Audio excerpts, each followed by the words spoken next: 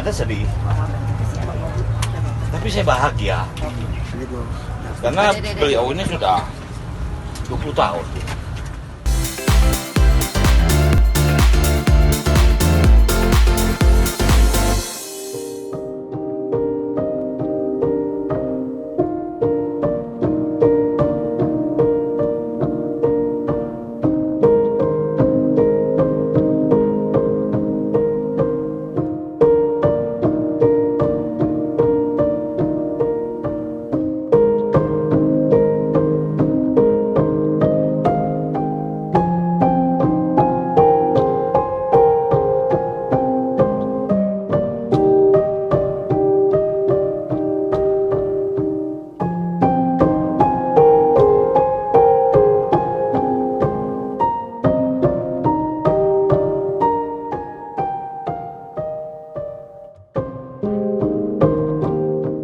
Saya kemarin malam, tepatnya maghrib, saya memang lagi di Singapura, karena saya juga harus check up dan sekaligus libur sama cucu sebetulnya. Jadi pas maghrib saya lagi makan malam, anaknya Mbak Lala nelfon saya memberi kabar kalau ibu udah gak ada.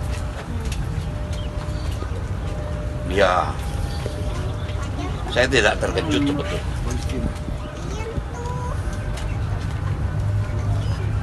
Ada sedih, tapi saya bahagia karena beliau ini sudah 20 tahun. Beliau ini udah hampir 20 tahun kan, lumpuh dan buta. Dia cuman tinggal di sebuah kamar di rumah anaknya.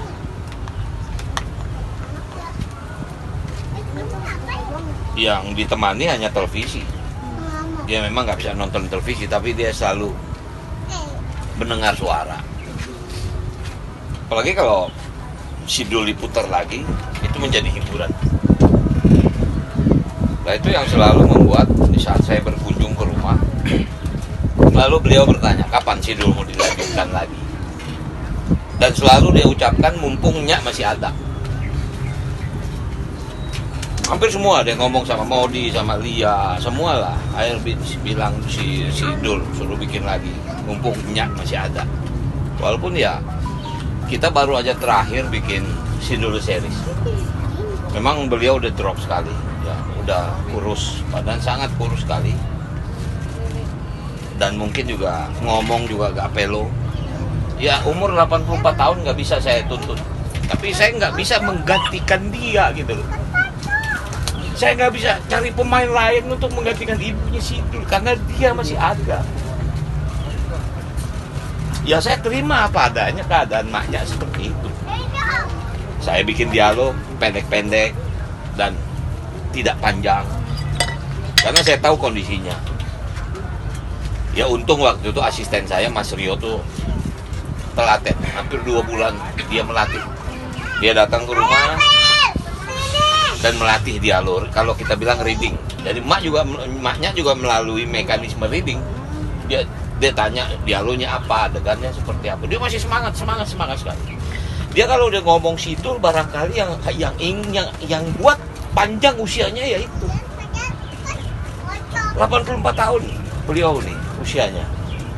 Saya Masya Allah, makanya tadi saya katakan tentu kita sedih. Tapi saya bahagia bahwa beliau meninggal dunia ini ya konsisten sebagai seorang seniman. Itu yang sangat terasa. Itu sangat terasa. Saya bangga melihat kegigihan beliau. Jadi ya memang sebetulnya hampir 1,5 bulan yang lalu saya mendapat kabar beliau sempat kena COVID juga. Itu juga yang membuat saya, jujur saya jarang datang ke rumah, tapi setiap bulan pasti saya usahakan telepon.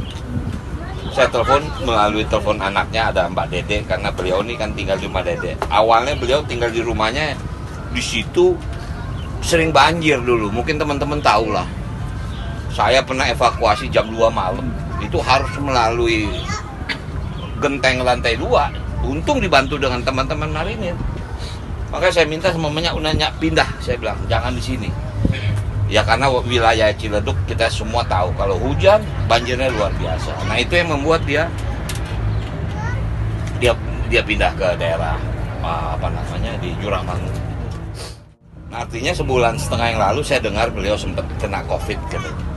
Saya jujur agak sedih juga ya, dalam arti kata saya tahu komorbidnya kan. Saya sendiri pernah kena COVID dan saya udah pasang ring ini 4 jantung saya. Jadi saya terpaksa tidak mau mengganggu maknya gitu. Nah, tapi alhamdulillah sebulan sekali pasti saya telepon. Dan kemudian memang ada obat matanya yang memang nggak ada di Indonesia. Itu ada cuma di Singapura. Hampir mungkin setiap 2 bulan sekali. Tapi biasanya kalau obatnya habis, dedek anaknya pasti ngasih tahu saya, bang obatnya habis. Nah, saya baru pesen karena obat itu nggak bisa di stok, itu obat keras ya, obat mata tapi keras untuk yang glaukoma, bukan obat seperti biasa. Jadi begitulah pertemuan saya terakhir mamanya ya, mungkin sebulan setengah yang lalu saya telepon, saya bicara dengan beliau melalui telepon, saya mengabarkan kembali lagi, saya tidak mengambil momen ini untuk saya hanya mengabarkannya insya Allah Sidul akan ada di televisi lagi.